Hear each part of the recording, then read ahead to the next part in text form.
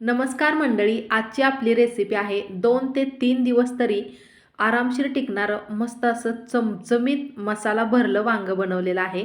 अशी वांग्याची भाजी बनवून तुम्ही प्रवासामध्ये सुद्धा घेऊन जाऊ शकता. 2-3 दिवस तरी चांगली टिकते, अजिबात खराब होत नाही आणि सगळ्यात महत्त्वाचं म्हणजे एक थेंबही पाण्याचा वापर न करता ही मसाला भरली वांगी बनवलेली आहेत. बऱ्याच वेळेला काय होतं बघा, आपण मसाला भरली वांगी बनवतो आणि आपण तेलामध्ये जेव्हा सोडतो किंवा वांगी परतून घेतो त्यावेळेला यामधला जो मसाला आहे तो बराच असा भांड्यामध्ये खाली सांडला जातो आणि वांग्यामध्ये असा मसालाच राहत नाही. यासाठी काय करायचं हे सुद्धा पुढे मी तुम्हाला सांगणारच आहे. चला तर पटकन मग वेळ न लावता याची रेसिपी पाहूयात.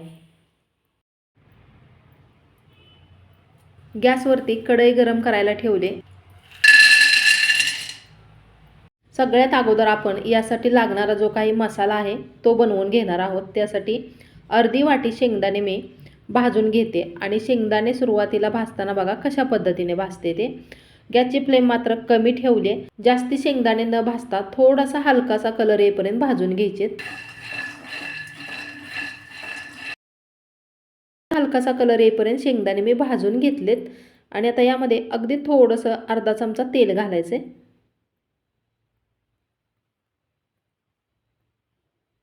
मिक्स करून घ्यायचे आणि त्यानंतर एका साईडला शेंगदाणे असे सारून घेते पहा मी कढईमध्येच. आणि त्यानंतर इथे सुक्या खोबऱ्याचे काप घालायचे.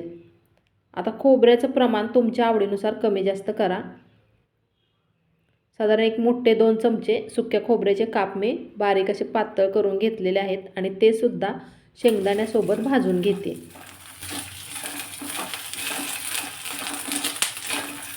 हा जो मी मसाला बनवते ना, हा मसाला एकदम जास्त बनवून बाकीच्या दुसऱ्या भाज्यामध्ये सुद्धा तुम्ही वापरू शकता. आता हे थोडा वेळ भाजून घेतल्यानंतर हे सुद्धा एका साईडला असं सारून घ्यायचे आणि त्यानंतर मग यामध्ये 1 चमचाभर जिरे घालायचे.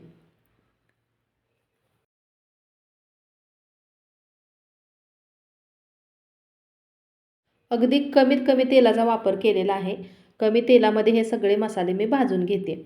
जिरे बघा इथं तडतड उडायला लागले की थोडेसे 1 चमचाभर धने घालायचे आणि यामध्ये तुम्हाला धने जिरे जर वापरायचे नसतील तर नंतर धने जिरे पूड वापरली तरीही चालेल. अजून एक महत्त्वाचा घटक यामध्ये घालायचा आहे, पण काही सेकंदाकरता हे चांगलं मी भाजून घेतलं. 1 मोठा चमचा भरून पांढरे तीळसुद्धा यामध्ये घातलेले आहेत.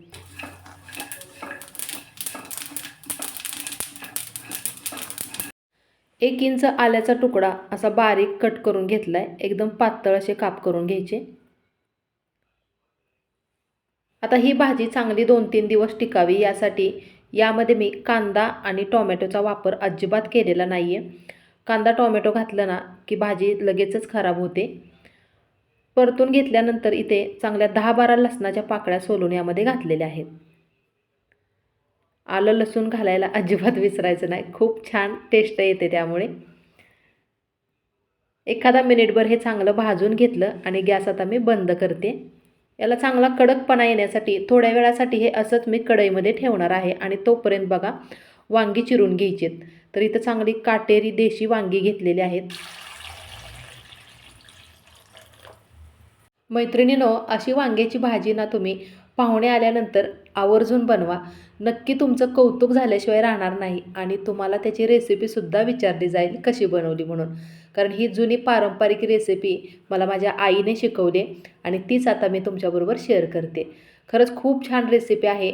तुम्ही मला नक्की कमेंट करून सांगणार की ताई तुमची रेसिपी आम्हाला खरंच खूप आवडली आणि छान झाली होती म्हणून, याची मी तुम्हाला गॅरंटी देते.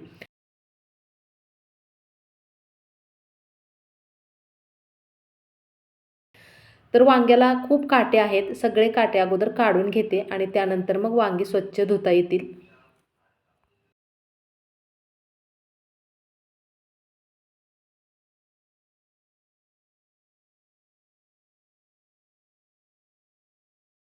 अशा पद्धतीने सगळ्या वांग्याचे काटे काढून आणि थोडासा देठ कट करून वांगी स्वच्छ अशी वरून धुवून ठेवलेली आहेत आणि आता ही चिरून घ्यायची. वांगी चिरून घेण्या अगोदर पुन्हा एकदा मी एका भांड्यामध्ये पाणी घेतले आणि त्यामध्ये अगदी थोडंसं मीठ घालायचे. तर असं का करते हे सुद्धा पुढे मी तुम्हाला सांगणारच आहे. चिरून घेताना ना उभा कट मारून अशी चारी बाजूनी कट करून घ्यायची आहेत, जेणेकरून त्यामध्ये मसालासुद्धा व्यवस्थित भरता येईल आणि जर एखादं वांगं किडकं वगैरे असेल तर ते पटकन दिसेल. काय होतं बऱ्याचदा वरून वांगी चांगली दिसतात पण आतमध्ये एखादी अळी वगैरे असू शकते.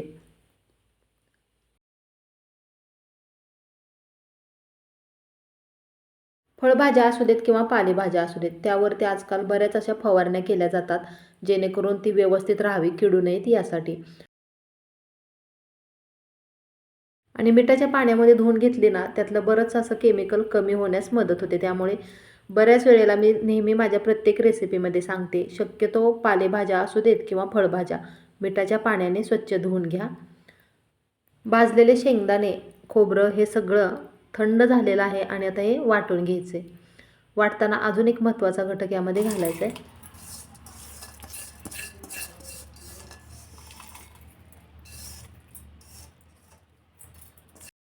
थोडीशी कोथिंबीर निवडून घेतलेली आहे आणि त्याच्या ज्या कोवळ्या काड्या असतात त्यासकटच कोथिंबीर घेतली, चांगली स्वच्छ धुवून घेतलेली आहे आणि आता ही यासोबतच वाटून घ्यायची.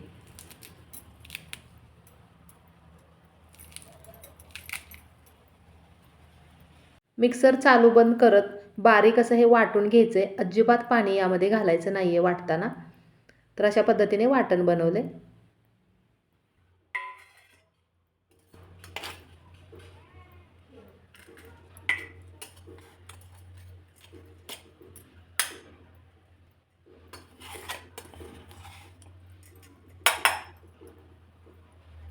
एकदम सुटसुटीत असा मसाला आपला तयार झालेला आहे. 2-3 महत्त्वाचे घटक यामध्ये घालायचे आहेत. थोडंसं चवीनुसार मीठ घालायचं आहे, घरगुती लाल तिखट, थोडीशी हळद आणि गरम मसाला, थोडासा कांदा लसूण मसालासुद्धा घालणार आहे.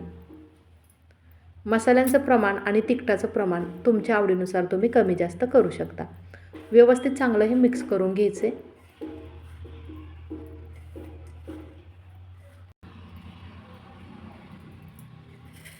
आता या मिठाच्या पाण्यामध्ये घालून ठेवलेली वांगी तशीच एका साईडला काढते. बऱ्याचदा वांगं चिरलं की ते थोड्या वेळानंतर काळपट दिसायला लागतं, त्यामुळे वांगी चिरली की लगेचच पाण्यामध्ये घालायची.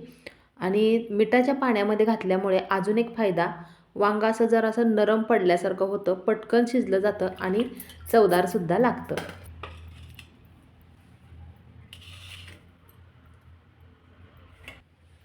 मसाला भरताना ना व्यवस्थित आतपर्यंत असा दाबून मसाला भरायचा, म्हणजे एकदम घट्ट असा मसाला वांग्यामध्ये बसतो.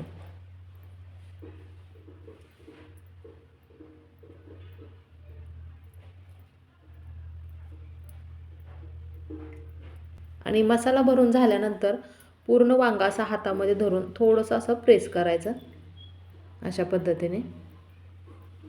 मुद्दामच मी मसाला जरा जास्तच बनवून ठेवला आहे, कारण वांग्यासाठी काय एवढा मसाला मला लागणार नाही आहे, पण दुसऱ्या भाजीसाठी सुद्धा याचा उपयोग आपण करू शकतो.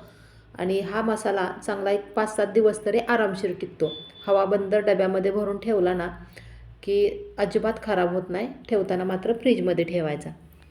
आणि आयत्या वेळेला मात्र घाईगडबडीच्या वेळेस कधी पण आपणाला जर अशी वांग्याची भाजी बनवायची असेल तर तो मसाला आपण वापरू शकतो, किंवा इतर कोणत्याही रस्सा भाजीमध्ये हा मसाला उपयोगी येतो.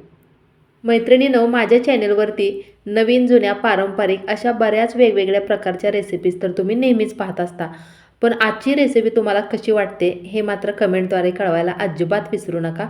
आणि चॅनलवरती जर कोणी नवीन असाल आणि ही रेसिपी तुम्हाला थोडीशी जरी आवडली तर प्लीज लाईक करा, शेअर करा आणि आपल्या चॅनलला सबस्क्राईब करायला मात्र अजिबात विसरू नका. माझा नेहमीच छोटासा प्रयत्न असतो, मला ज्या काही रेसिपीज येतात त्या मला तुमच्याबरोबर शेअर करायला खरंच खूप आवडतं, त्यामुळे प्लीज आपल्या चॅनलला सबस्क्राईब करा. नवीन यूट्यूबरसाठी तुमचा एक सबस्क्राईबसुद्धा खूप महत्त्वाचा ठरतो, त्यामुळे प्लीज सपोर्ट करा. सगळ्या वांग्यामध्ये मसाला भरून एवढा शिल्लक राहिलेला आहे आणि हा आता मी फ्रीजमध्ये ठेवून दुसऱ्या भाज्यांसाठी वापरणार आहे. कढईमध्ये साधारण 1 ग्लासभर पाणी मी गरम करण्यासाठी ठेवले. त्यामध्ये एखादं स्टँड किंवा स्टँड नसेल तर वाटी किंवा प्लेट जरी ठेवली तरी चालेल. हे पाणी आता आपल्याला उकळून घ्यायचं आहे. तोपर्यंत काय करायचं आहे, एखादी आपण बघा मोदक उकडण्याची जी चाळणी असते त्या चाळणीला असं तेल लावून घ्यायचे. किंवा तुमच्याकडे जर स्टीमर असेल तर त्यामध्ये सुद्धा वांगी छान अशी वाफवून होतात. मी तुम्हाला म्हटलं होतं ही एकदम जुनी पारंपरिक रेसिपी आहे आणि खायला म्हणाल ना एवढी जबरदस्त चवीची लागते. तर आता ही वांगी आपल्याला उकडून घ्यायची आहेत. सगळी वांगी चाळणीमध्ये ठेवून झाल्यानंतर फक्त 5 मिनटाकरता यावरती झाकण ठेवायचं आहे आणि 5 मिनटानंतर बघा वांगी कशी झालीत आपली.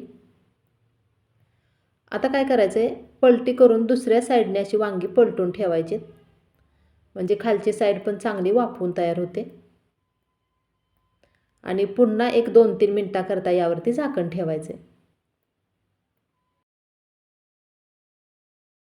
जास्ती पण एकदम वांगं शिजवून घ्यायचं नाही. तर व्यवस्थित चांगली आपली वांगी शिजलेली आहेत बघा.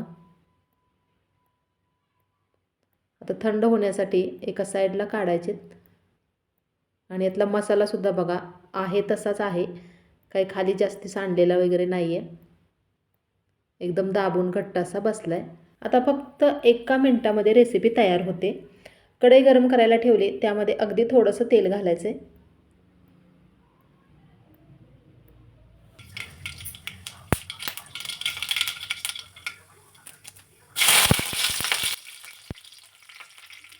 तेल तापलं की त्यामध्ये मोहरी घातली, लगेचच कढीपत्त्याची पानं आणि ही जी उकडून घेतलेली वांगी आहेत ती तेलामध्ये सोडायची.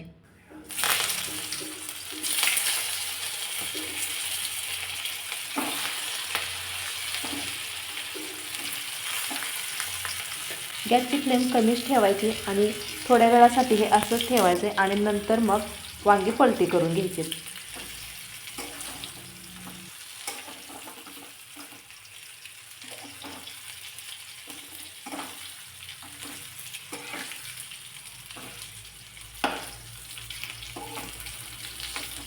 तर इथं बघा वांगं भाजलेलं दिसतंय. अशा पद्धतीने सगळ्या बाजूने व्यवस्थित छान अशी वांगी भाजून घ्यायची तेलामध्ये. माझ्या आईने मला शिकवलेल्या बऱ्याच अशा छान छान रेसिपीज मी तुमच्याबरोबर शेअर केलेल्या आहेत आणि त्यातली अजून एक रेसिपी शेअर करायची राहिली ते म्हणजे तेलवांगं.